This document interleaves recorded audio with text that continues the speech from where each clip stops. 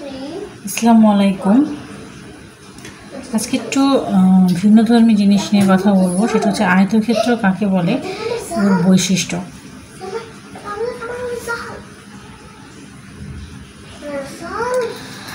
সংজ্ঞা লিখে নিয়েছি।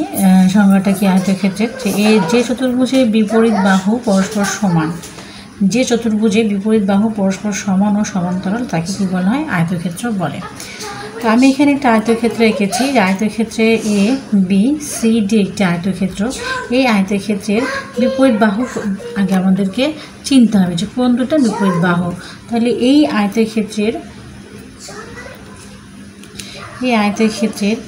এ বি এর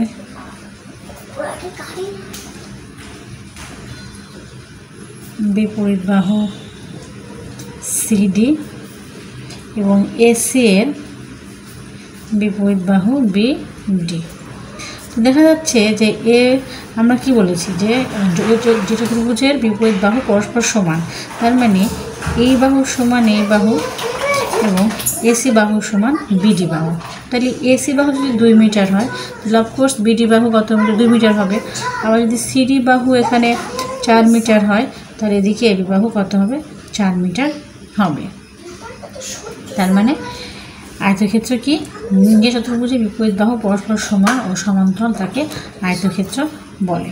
তাহলে এর বৈশিষ্ট্যটা কি, বৈশিষ্ট্য আমরা সংজ্ঞার মধ্যে থেকে বুঝে ফেলেছি। বৈশিষ্ট্য কি, বৈশিষ্ট্য 1 নম্বর বৈশিষ্ট্য হতে পারে যে বিপরীত বাহুগুলো সমান ও সমান্তরাল, এর বিপরীত বাহু সমান ও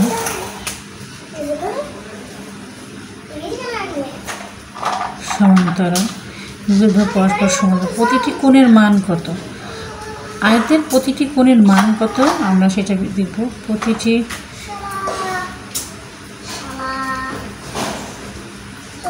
প্রতিটি কোণের মান 90 ডিগ্রি।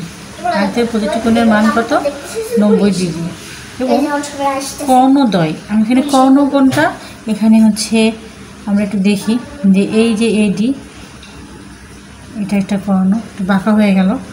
এবং শীর্ষবিন্দু, যখন বিপরীত শীর্ষবিন্দুকে যোগ করা হয় তখন তারা কী হয়, কর্ণ হয়। তাহলে এডি একটা কর্ণ এবং সিডি একটা কর্ণ, এখানে দুটা কর্ণ, এবি একটা কর্ণ এবং সিডি একটা কর্ণ, তা পরস্পর কী করেছে, ও বিন্দুতে ছেদ করেছে। তার মানে কি, যে কর্ণদ্বয় পরস্পরকে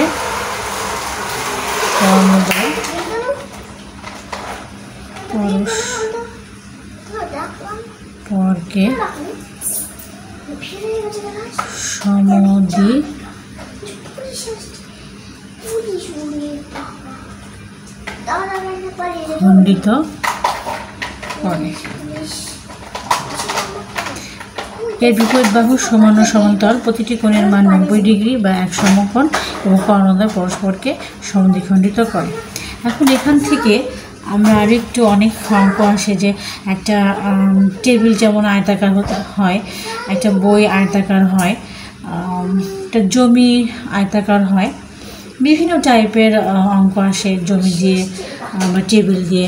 তো আসতে পারে যেরকম যে একটা আয়তাকারের দুটা বাহু বা দৈর্ঘ্য বা প্রস্থ দেওয়া আছে, এর ক্ষেত্রফল নির্ণয় করতে বলে, পরিসীমা নির্ণয় করতে বলে। তো আয়তক্ষেত্রের ক্ষেত্রফল নির্ণয়ের সূত্রটা কি, এখন আমরা